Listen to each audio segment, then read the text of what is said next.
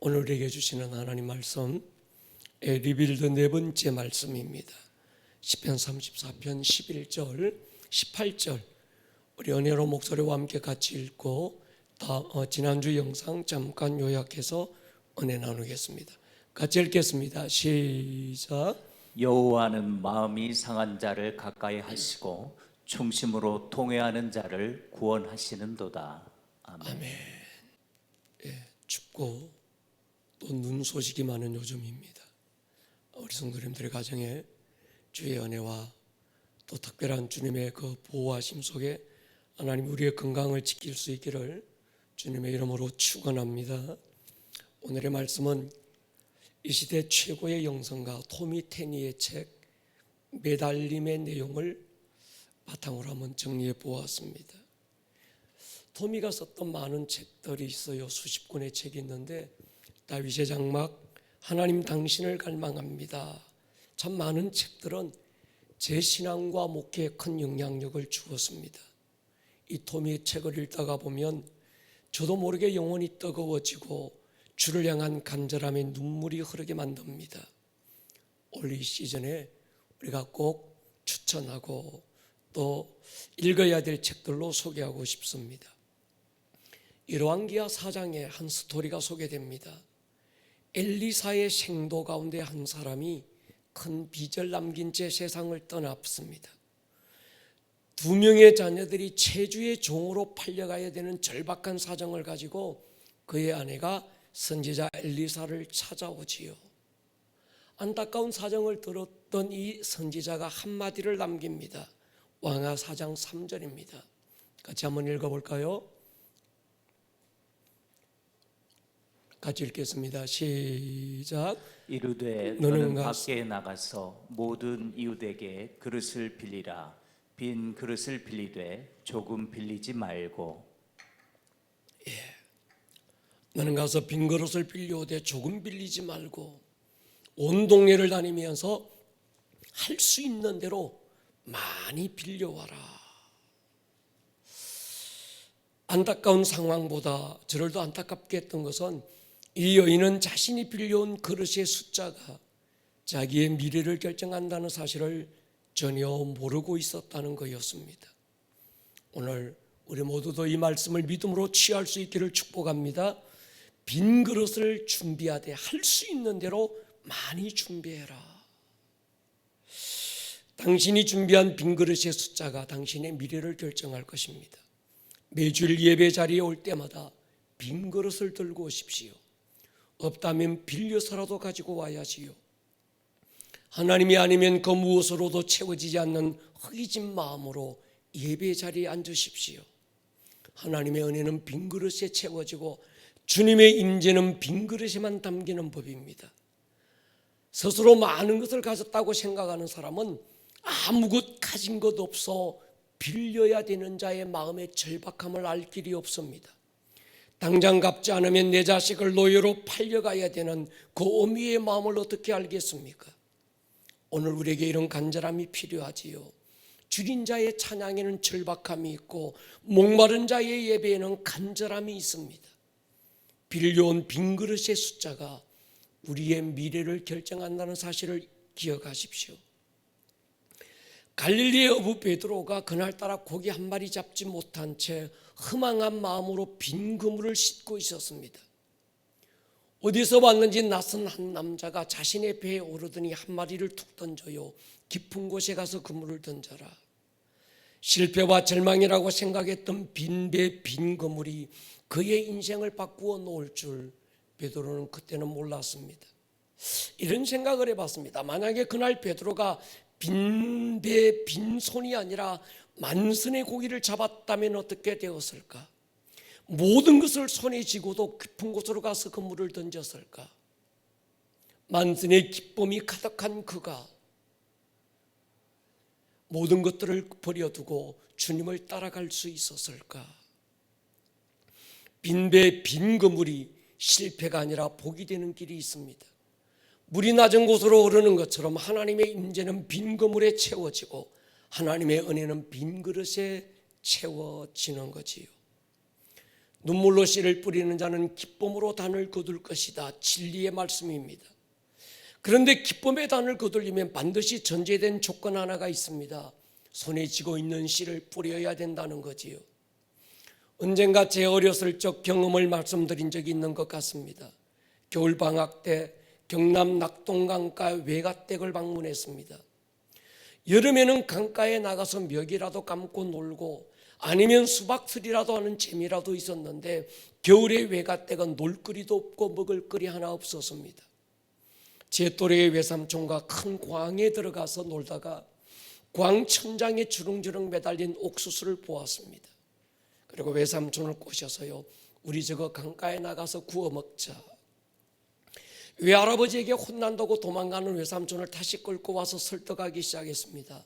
책임은 내가 질 것이다. 혼이 나도 내가 날 테니 그러니 걱정하지 마라. 결국 우리는 매달린 옥수수를 들고 낙동강가로 나가서 구워 먹고 새카맣게 우리의 입술이 그렇게 재로 묻어서 돌아왔습니다. 나중에 외할아버지께서 그 사실을 아셨어요. 그날 외삼촌은 쫓겨났고 어린 저를 붙들고 안타까워하시던 할아버지의 그 표정을 지금도 잊을 수가 없습니다. 이놈아, 아무리 철이 없어도 그렇지 밭에 내다 심을 종자씨를 어떻게 먹니? 그날 종아리에 피가 맺히도록 맞고 쫓겨난 외삼촌보다 더 큰 아픔이 제 가슴에 맺혔습니다. 종자씨는 먹으면 안 되는 거구나. 여러분, 씨를 뿌린다는 건 당장에 손에 쥐고 있는 모든 걸 잃어버리는 것처럼 보일 수 있습니다. 뿌리고 나면 당장은 빈손만 남는 것처럼 보이지만 그 빈손은 빈손으로 남지 않지요.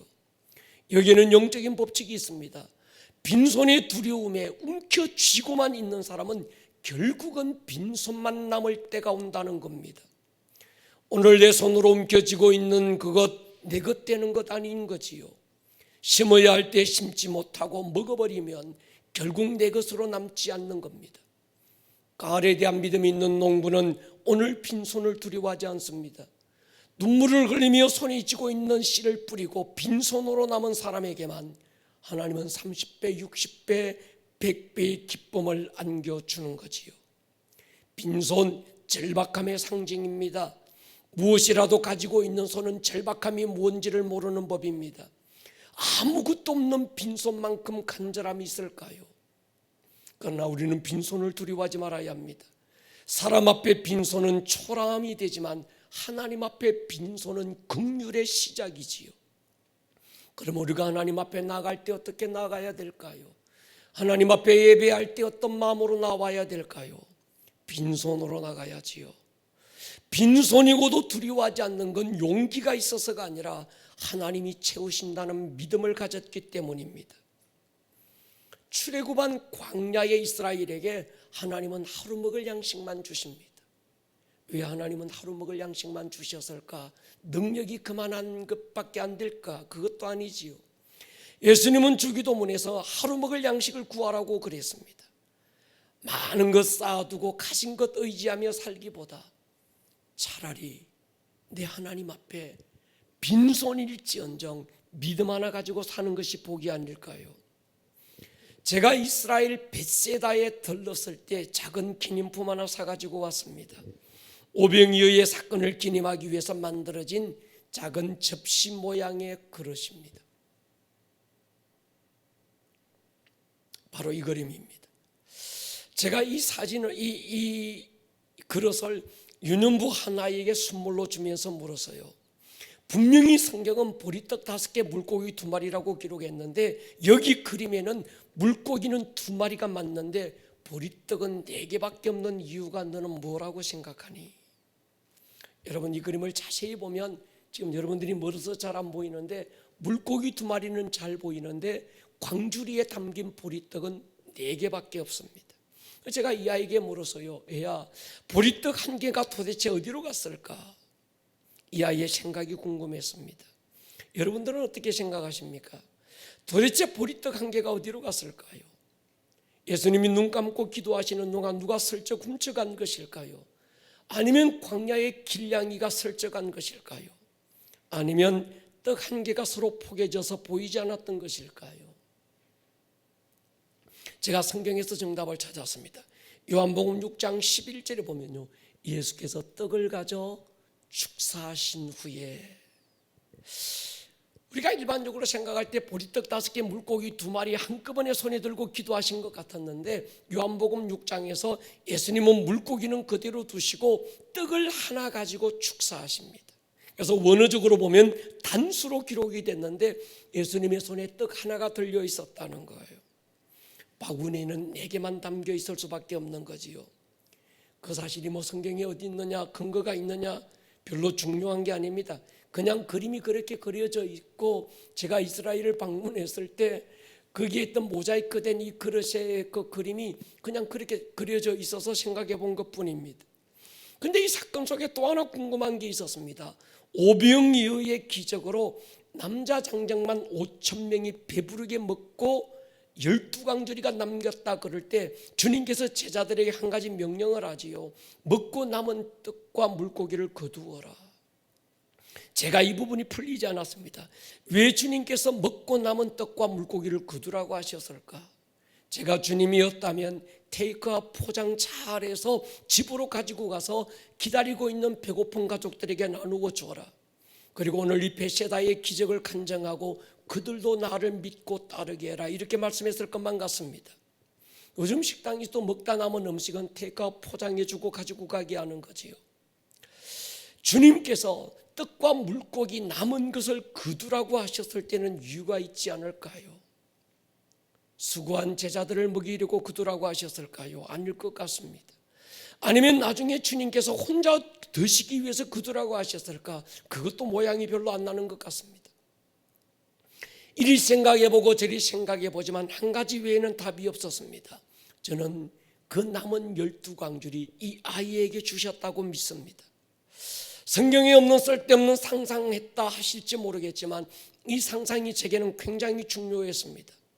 오병이어는 이 아이가 가지고 있는 것이 전부였을 거예요. 자신의 전부를 주님 손에 올려드리기는 했지만 대단한 믿음이 있어서 드렸던 것도 아니고 큰 불같은 헌신의 열정이 있어서 주님 손에 올려드린 건 아닐 거예요.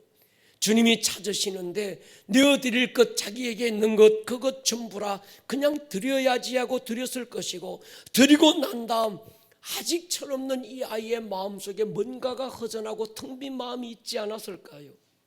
주님은 이 아이의 이런 마음을 충분히 헤아리셨다고 저는 믿습니다. 그래서 남은 12광줄이 이 아이 손에 쥐어주지 않았을까요? 성경에 그런 것 어디 있느냐 제게 따지지 마십시오. 그저 눈물로 씨를 뿌린 자에게 기쁨의 단을 안겨주신다는 주님의 그 진리의 말씀을 적용한 것뿐입니다.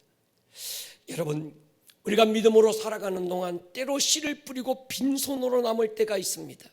그러나 그럴 때 두려워할 필요 없습니다. 빈 그릇은 가을에 대한 열망이지요. 빈손이 두려워 옮겨지고 있는 손, 가을에 대한 열망도 없습니다. 농부는 가을을 의심하지 않습니다. 틀림없이 가을에 대한 기대를 채우시는 하나님을 믿고 있기 때문인 거지요. 오늘 하나님의 시간에 우리가 믿음으로 심고 남은 우리의 빈손밖에 없다 할지라도 오늘 우리는 두려워할 일이 없습니다. 하나님께서 기쁨의 단을 안고 축제의 잔치를 벌이게 하실 그때가 있을 줄로 믿습니다.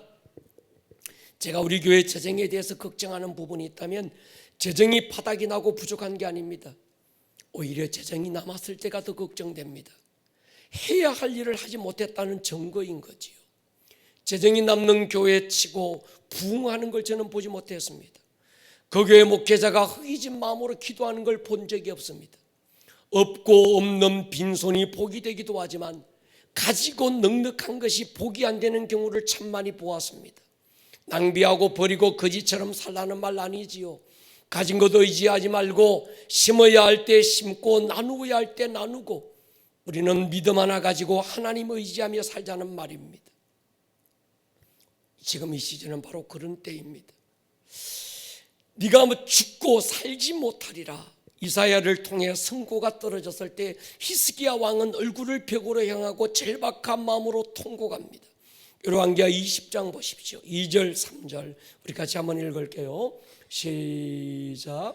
히스기야가 낯을 벽으로 향하고 여호와께 기도하여 이르되 여호와여 구하오니 내가 진실과 전심으로 주 앞에 행하며 주께서 보시기에 선하게 행한 것을 기억하옵소서 하고 히스기야가 심히 통곡하더라. 하나님의 선고가 너 마지막이야. 너 끝났어. 네가 죽고 살지 못할 거야. 하나님의 선고가 떨어졌을 때 히스기야의 마음의 절박함이 얼마나 컸을까요? 그래서 그가 오직 얼굴을 벽으로 향하고 진실과 전심으로 행했던 자신의 과거의 사건들을 주님 앞에 내어놓고 통곡하기 시작했습니다.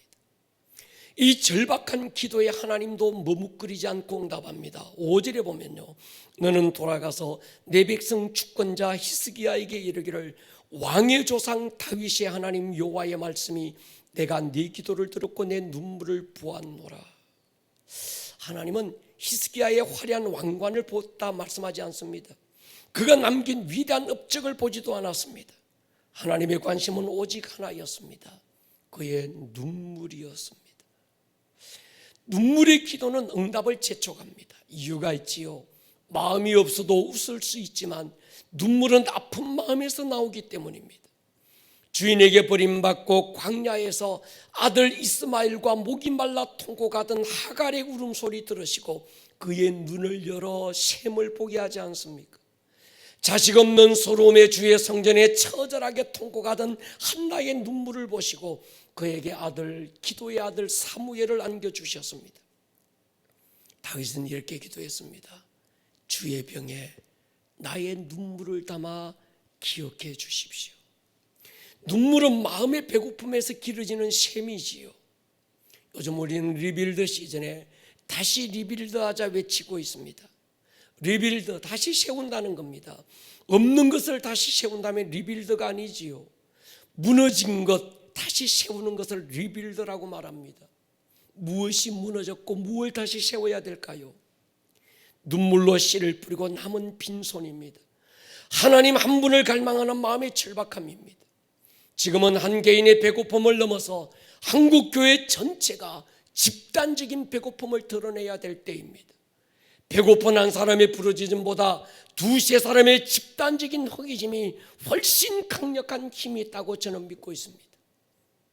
지금은 한 개인의 절박함이 아니라 한 개인의 배고픔이 아니라 교회 전체가 배고픔을 드러내고 예배하면 예배할수록 예배의 숫자가 많으면 많을수록 예배가 깊어지면 깊어질수록 집단적인 온 교회의 배고픔이 우리 교회 안에 일어나야 될 때가 지금인 거죠. 마태복음 8장 20절은 이렇게 말씀합니다. 예수께서 이르시되 여우도 굴이 있고 공중의 새도 그체가 있으되 인자는 머리 둘 곳이 없다. 제가 이 한 구절을 묵상하다가 이런 생각이 들었습니다. 주님께서 지금 이 말씀을 왜 하셨을까? 이 말씀을 통해서 뭘 말씀하고 싶었던 것일까?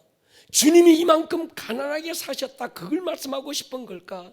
내가 가난하게 살았으니 너희도 없고 궁색하게 살라는 말씀일까? 여러분 보십시오. 부모가 나는 비록 못 배우고 없이 살았어도 내 자식만큼은 배우고 나누어주며 살게 하고픈 것이 부모의 간절한 소망 아닐까요? 근데 주님이 지금 뭐라고 말씀하는가 하면 여우도 굴이 있고 공중 나는 새도 저녁이면 돌아갈 둥지가 있는데 주님은 지금 머리 둘 곳을 찾을 수 없었다는 것이요. 무슨 뜻일까요? 주님은 정말 내가 이렇게 없고 아무것도 없이 살고 있다 이 말씀을 하고 싶은 게 아니라 나도 저녁이 되면 돌아갈 그처를 찾고 싶다는 것 아닐까요? 누군가가 어딘가에 내 머리 둘 곳이 좀 있으면 좋겠고 주님 한 분으로 가득해질 수 있는 빈 그릇, 빈 둥지를 찾고 있다는 주님의 아픈 마음은 아닐까요? 지금 이 시즌은 빈 그릇을 빌려와야 할 때입니다. 내가 가진 빈 그릇만으로는 부족하지요. 옆 친구의 빈 그릇도 함께 가지고 오셔야 합니다. 예수님은 빈 그릇에 자기를 담으시는 거죠. 상하고 통해하는 마음에 자기를 채우시는 분이지요. 제가 이스라엘을 오가면서 꼭 가보고 싶었던 한 장소가 있었습니다. 베단이라는 작은 마을입니다. 이 마을은 예루살렘에서 그리 멀지 않은 곳인데 팔레스타인 사람들이 살고 있는 지역, 서안 지역에 있기 때문에 여행객들이 위험해서 들어갈 수 없는 그런 곳이었습니다. 이스라엘을 그렇게도 많이 가보았는데 이 베다니를 가볼 수가 없었습니다. 그런데 지난번 성도님들과 이스라엘을 방문했을 때 명절이 되면서 전 세계에서 순례자들이 몰려오면서 예루살렘에 머물 호텔이 없었습니다. 그러자 여행사에서 다급하게 호텔을 서안 지역에 있는 어떤 팔레스타인 지역의 호텔을 구할 수밖에 없었어요. 그래서 저희 일행들은 엄청난 긴장감으로 그 호텔에 머물고, 그리고 그 다음날 이 서안 지역을 떠나오면서 제가 성령님께서 제게 갑자기 이런 마음을 주셨습니다. 베다니를 생각나게 했어요. 그래서 가이드에게 쫓아갔습니다. 이 타이밍을 놓치면 내가 이 베단이라고 하는 곳을 꼭 가고 싶었는데 다시는 올 수 없게 될지도 모르겠다. 그러니까 지금 이 시간 우리가 일정이 없는 시간이지만 베단이라는 마을로 가보자. 베단이는 이 서안 지역이라는 팔레스타인 사람들이 살고 있는 이 지역에는 차가 보험이 안 됩니다. 렌터카나 이런 건 가면 보험이 안 되는 지역이기 때문에 순례객들은 쉽게 들어갈 수 없는 지역이죠. 근데 그날 차 운전하시는 운전수가 팔레스타인 사람이었습니다. 그러니까 안전하게 우리는 갈 수 있어서요. 그래서 가이드를 설득해서 이 베다니로 달려갔었습니다. 베다니에 가보고 싶었던 이유가 몇 가지 있었습니다. 첫 번째는 베다니는 나사로, 마르다, 마리아 3남매가 살고 있던 마을이기도 했습니다. 또 하나가 있다면 예수님이 예루살렘 성에 입성하실 때 나귀 새끼를 빌려서 타셨던 그 마을 또한 이 베단이었습니다. 그런데 또 하나 더 중요한 이유가 있었습니다. 누가복음 24장입니다. 같이 한번 읽겠습니다. 50절 51절 시작. 예수께서 그들을 데리고 베다니 앞까지 나가사 손을 들어 그들에게 축복하시더니 축복하실 때에 그들을 떠나 하늘로 올려지시니. 지금 예수님이 십자가를 지고 모든 걸 이루시고 다 이루었다 선포하시고, 그리고 3일 만에 부활하시고 40일 동안 이 땅에 계시다가 이제 직접 바로 500명의 제자들이 보는 가운데서 하늘로 올려가셔야 되는 그 타이밍에 주님께서 갑자기 사람들과 제자들을 데리고 베다니 마을 앞까지 가자고 얘기하는 겁니다. 그리고 그 마을 사람들이 보는 데서 그 마을 사람들을 축복하고 하늘로 올라가세요. 33년의 생애 동안 주님이 이 땅을 사시면서 마지막으로 보고 싶었고 마지막으로 축복하고 싶었던 사람, 그들이 예루살렘 고관 대작들이 아니었습니다. 예수님이 태어났던 베들레헴 마을 사람들도 아니었습니다. 제자들을 부르시고 만났던 갈릴리도 아니었습니다. 왜 베다니를 찾아가셨을까? 한 가지 같아요. 그 마을에는 주님을 사랑하는 사람들이 살고 있었던 거예요. 여러분, 베단이라는 이름 자체가 슬픔을 당한 자의 마을, 아픔을 가진 자의 동네, 그런 뜻입니다. 사실 그랬습니다. 예루살렘 변방에 있는 이 작은 시골 마을은 아픔을 가진 사람들이 모여서 서로의 아픔을 위로하고 도우며 살았습니다. 나사로의 이야기만 해서도 부모의 이야기가 없습니다. 3남매의 이야기만 나오는 거지요.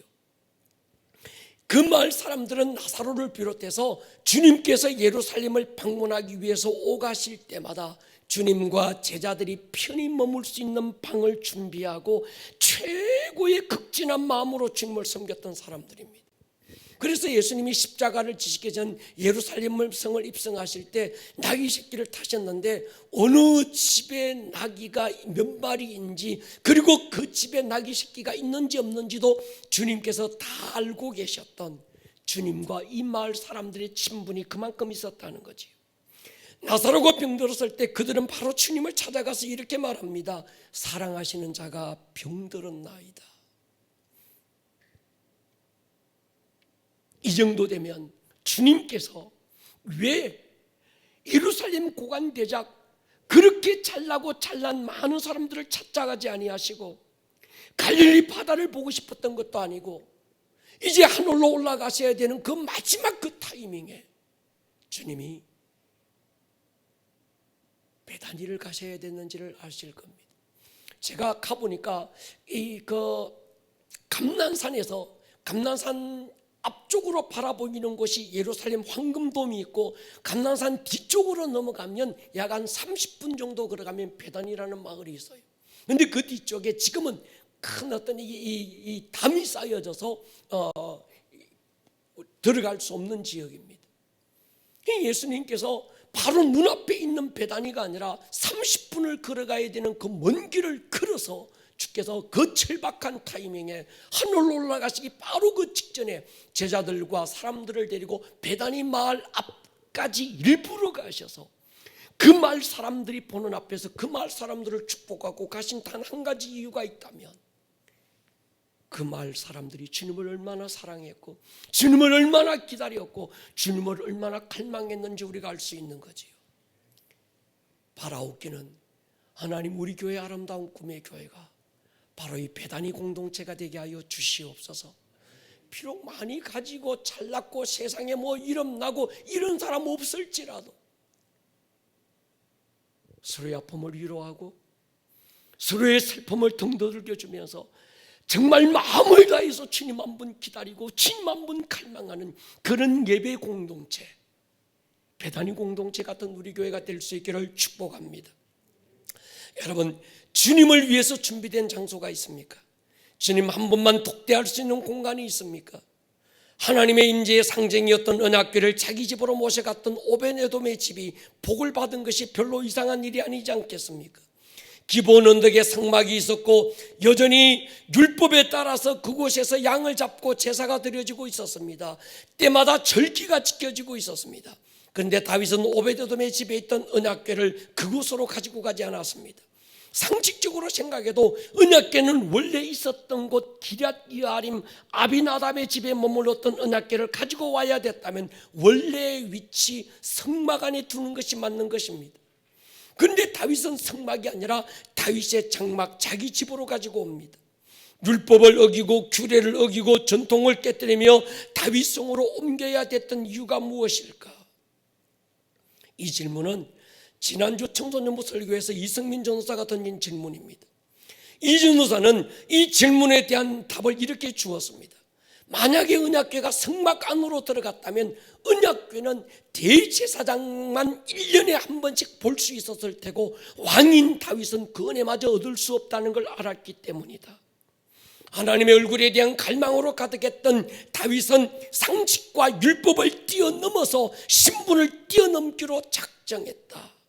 그래서 하나님 한 분만을 위한 방을 준비하고 하나님의 임재의 언약궤를 자기 집 다윗성으로 모셔왔던 한 가지 이유가 있다면 그는 날마다 하나님의 얼굴을 보고 싶었던 것이라고 답을 주었습니다.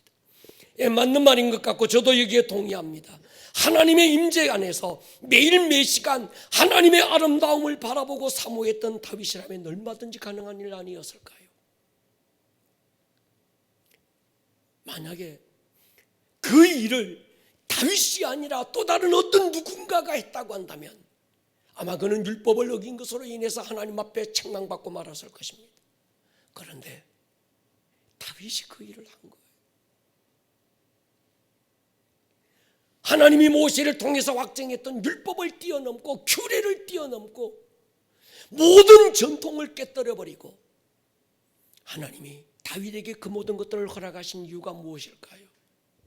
다윗 안에 하나님 한 분만을 향한 그 갈망, 그 하나님 한 분만을 기대하는 날마다 주님의 아름다움을 보고 싶었던 다윗의 그 마음을 하나님이 아셨던 것 아니겠습니까? 중요한 것은 하나님도 그 다윗의 장막에 대한 그리움이 되었다는 거지요. 사도행전 15장에 보면요, 이후에 내가 돌아와서 다윗의 무너진 장막을 다시 지어 일으키고 다시 짓겠다, 다시 허물어진 것을 지어 일으키겠다, 하나님이 리빌드 하겠다고 지금 말씀하고 있습니다. 리빌드. 코로나 이 시즌에 하나님은 우리에게 다시 한번 이 은혜를 주셨습니다. 다시 내가 지어 일으키고 싶은 것이 있다. 다시 세우고 싶은 것이 있다. 다윗의 장막이라는 거예요. 할렐루야. 여러분, 지금은요 전도와 선교의 모든 문이 닫히고 있습니다. 누구도 상상해보지 못했던 일들이 일순간 락다운되고 있습니다. 교회 안에도 두 가지 현상이 일어납니다. 자신도 모르게 하나님을 떠나서 세상의 것으로 흙기를 채우고 있는 사람들과 예배에 대한 영적 갈증을 어떻게 할 수 없어서 몸부림치고 있는 또 한 부류의 사람들이 교회 안에 일어나고 있습니다. 알곡과 쭉정이가 자연스럽게 나누어지고 빛과 어둠이 선명하게 나누어지는 때가 바로 지금입니다. 바로 이 시즌에 우리가 리빌드해야 될 게 바로 이것입니다. 하나님 한 분이 그분이 아니면 채워지지 않아서 처음 은혜 받고 하나님 한 분이면 충분해서 눈물 흘리면서 하나님 나는 없고 또 없어도 하나님 한 분이면 충분합니다 고백했던 우리의 신앙의 그 가난한 심령들을 다시 리빌드해야 될 때가 바로 지금 아닐까요? 사람들은 말합니다.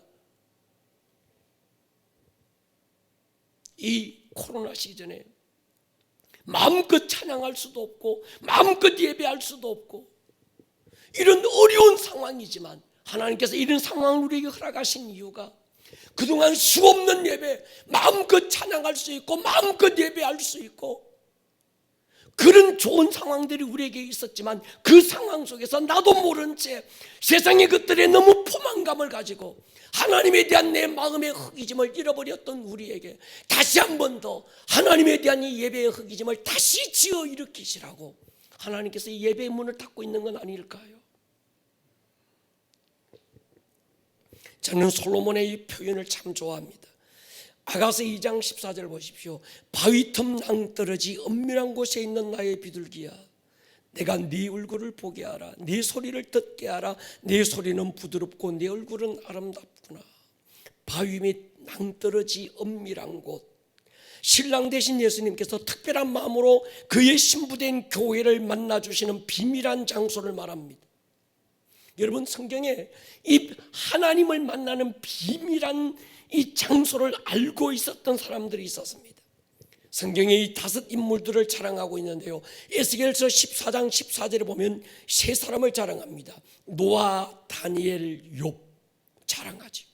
이 세 사람이 거기 있을지라도 그들은 자기의 공의로 자기의 생명만 건지리라. 나주 여호와의 말인지라. 모든 사람들이 심판받는 그때 세 사람 노아, 다니엘, 욥은 하나님께서 구원하겠다는 겁니다. 예레미야 15장 1절에 보면요, 여호와께서 내게 이르시되 모세와 사무엘이 내 앞에 섰다 할지라도 내 마음은 이 백성을 향할 수 없나니. 두 사람을 더 소개합니다. 모세와 사무엘이죠. 이들의 공통점이 뭘까요? 한 가지입니다.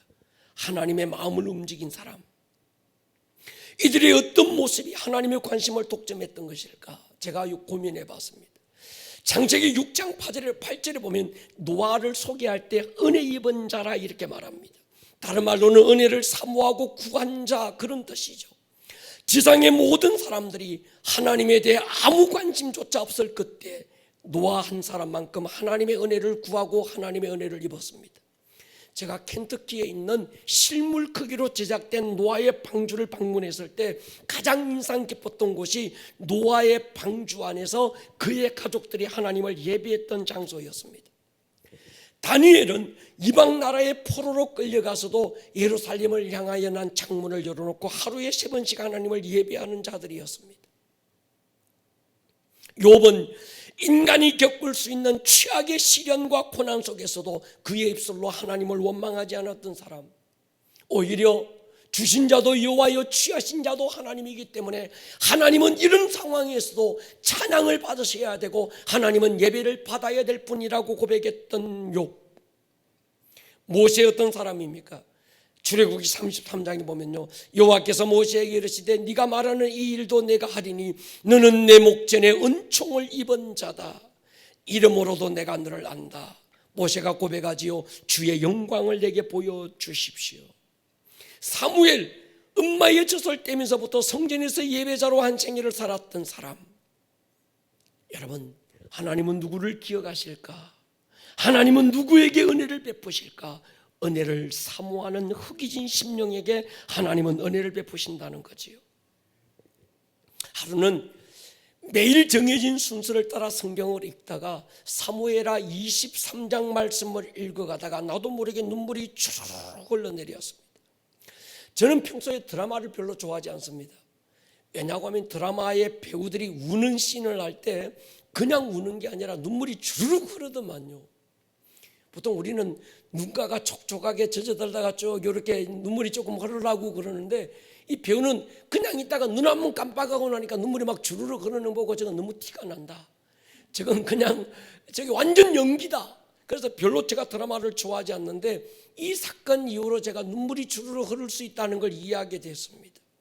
이런 이야기입니다. 다윗 왕이 베들레헴에 있는 자기 고향의 우물물을 마시고 싶어 합니다. 그런데 그때 충성스러운 다윗의 3명의 부하들이 40km 떨어진 곳 적군 블레셋이 점령하고 있는 그 베들레헴에 뚫고 들어가서 베들레헴 왕의 그 고향 땅 베들레헴의 우물물을 떠가지고 와서 왕에게 바쳐요. 왕이 시켜서 어쩔 수 없어서 신화된 도리로 간 게 아니었습니다. 이 3명의 부하들은 왕 가까운 곳에서 왕이 말은 하지 않지만 왕의 마음의 그 절실함이, 왕의 마음의 그 안타까움이, 내 고향에 있는 베들레헴 우물물을 한 번이라도 마셔보면 좋겠다는 그 왕의 그 마음을 이 3명의 부하들이 너무 잘 알고 신화된 도리의 충성심을 발휘해서 적진을 뚫고 들어가서 그 우물물을 길러와서 왕에게 바쳐요. 다윗 왕이 그 물을 마실 수가 없어서 하나님께 부어드리며 이렇게 말하지요. 이건 물이 아니라 피라고 고백하잖아요. 저를 울린 것은 사나이들의 의리와 우정이 너무 멋있기도 했지만 누가 나를 위하여 베들레헴 우물에서 물을 길러올까? 그것이 하나님의 음성이 돼서 제게 들려왔기 때문입니다. 이 목사, 너라면 내 목마름을 알고 저렇게 할 수 있겠니? 세상에 수많은 교회들이 있고 수많은 예배가 드려지고 있지만 나는 여전히 목이 마르다. 누가 내 목마름을 알고 베들레헴 우물에 달려가서 그 물을 길어서 나에게 가지고 올 수 있을까? 하나님께 기도했습니다. 주님, Here I am. 제가 여기 있습니다. 내가 바로 그 한 사람이 되고 싶습니다. 우리들의 교회, 아름다운 꿈의 교회가 주님의 마음을 알고 목숨 걸고 적진을 향하여 달려가서 주님의 목마름을 시원케 하기 위해서 베들레헴 우물개를 그의 신하들이 퍼고온 것처럼 하나님께 부어드릴 수 있는 그런 교회가 되게 하여 주십시오. 할렐루야. 사랑하는 여러분, 우리 교회가 하루에 2번씩 예배가 드려지고 있습니다. 예배 숫자가 모자라서 드리는 게 아닙니다. 하나의 이벤트처럼 또 한 번의 예배를 드리자고 우리가 매일 예배를 드리는 건 아닙니다. 예배하지 않고서는 견딜 수 없어서 주님의 목마름을 내가 알고 있는데 누가, 어느 교회가, 어느 예배자가 누가 내 목마름을 알고 정부를 끌고 가서 내 목마름을 시원케 해주는 물 한 바가지 퍼가지고 올 수 있을까 찾으실 때 저는 우리 교회 안에서 드려지는 모든 예배들이 바로 그 현장이 될 수 있기를 축복합니다.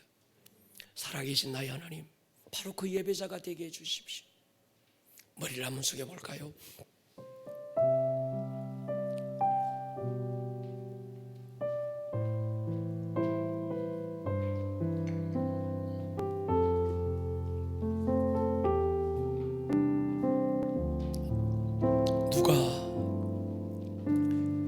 누가 왕의 목마름을 알고 베들레헴 우물 그 그 물을 한 바가지 퍼서 나로 마시게 할 수 있을까?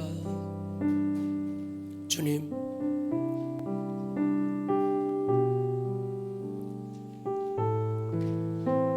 주님의 목마름을 아는 사람,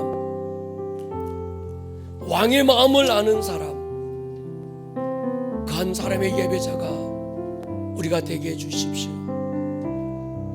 그 목마름을 안고 빈손 빈 그릇을 들고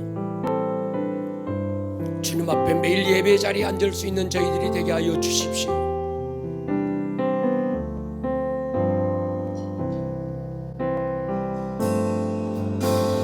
주를 바라며 구한 모든 것 보낼 수 없는 마음으로 주님 듣고 계시는 원하신 대로 인도하소서. 언제나 주님 따르며 주의 인자는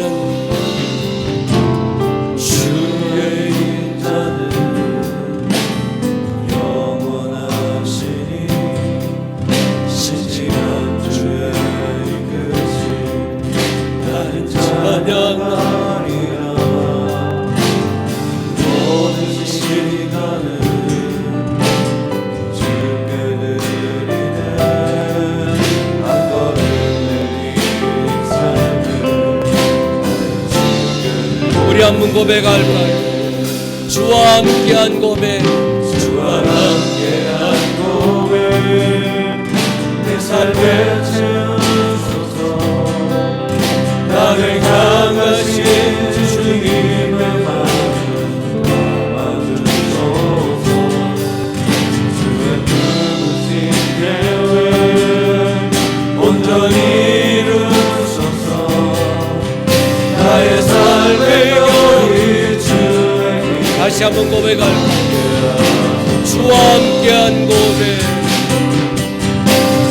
함께한 고백 내 삶에 채우소서. 나를 향하신 주님의 마음 담아주소서. 주의 부르신 계획 온전히 이루소서. 나의 삶의 여리 주에게 함께하소서. 우리 시간 잠깐 한번 기도하고 마쳤으면 좋겠습니다. 하나님,